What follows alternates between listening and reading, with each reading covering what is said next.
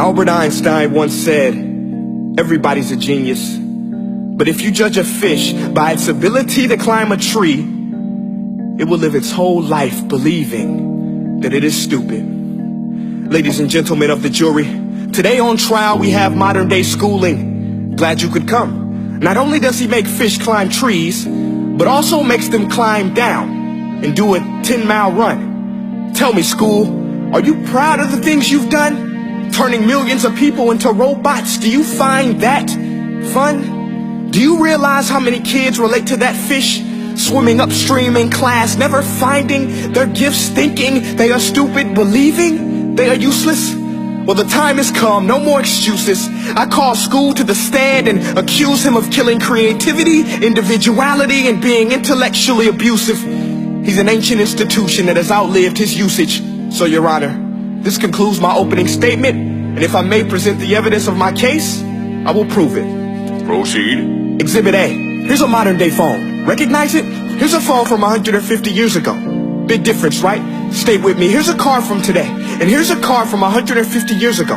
Big difference, right? Well, get this. Here's a classroom of today. And here's a class we used 150 years ago. Now ain't that a shame? In literally more than a century, nothing has changed. Yet you claim to prepare students for the future? But with evidence like that, I must ask, do you prepare students for the future or the past? I did a background check on you and let the record show that you were made to train people to work in factories, which explains why you put students in straight rows, nice and neat, tell them sit still, raise your hand if you want to speak, give them a short break to eat, and for 8 hours a day tell them what to think. Oh, and make them compete to get an A letter which determines product quality, hence grade A of meat. I get it. Back then, times were different. We all have a past. I myself am no Gandhi. But today, we don't need to make robot zombies. The world has progressed. And now we need people who think creatively, innovatively, critically, independently, with the ability to connect. See, every scientist will tell you that no two brains are the same. And every parent with 2 or more children will confirm that claim.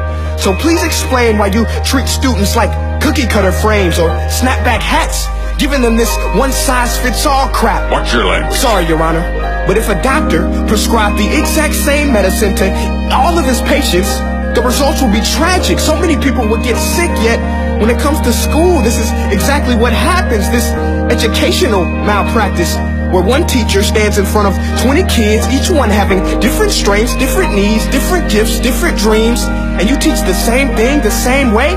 That's horrific. Ladies and gentlemen, the defendant should not be acquitted. This may be one of the worst criminal offenses ever to be committed. And let's mention the way you treat your employees. Objection. Overruled. I want to hear this. It's a shame. I mean, teachers have the most important job on the planet, yet they're underpaid? No wonder so many students are short-changed. Let's be honest.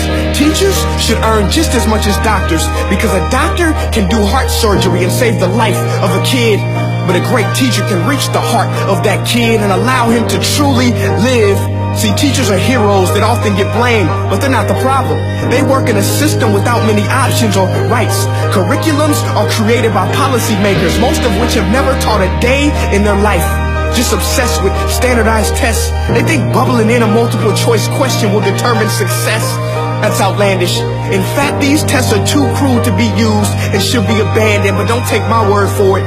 Take Frederick J. Kelly, the man who invented standardized testing, who said, and I quote, "These tests are too cruel to be used and should be abandoned." Ladies and gentlemen of the jury, if we continue down this road, the results will be lethal. I don't have much faith in school, but I do have faith in people. And if we can customize healthcare, cars, and Facebook pages, then it is our duty to do the same for education, to upgrade and change and do away with school spirit, because that's useless. Unless we're working to bring the spirit out of each and every student, that should be our task.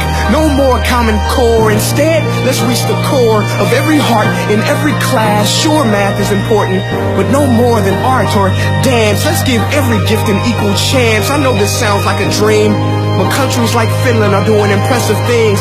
They have shorter school days, teachers make a decent wage, homework is non-existent, and they focus on collaboration instead of competition. But here's the kicker, boys and girls. Their educational system outperforms every other country in the world. Other places like Singapore are succeeding rapidly. Schools like Montessori, programs like Khan Academy, there is no single solution.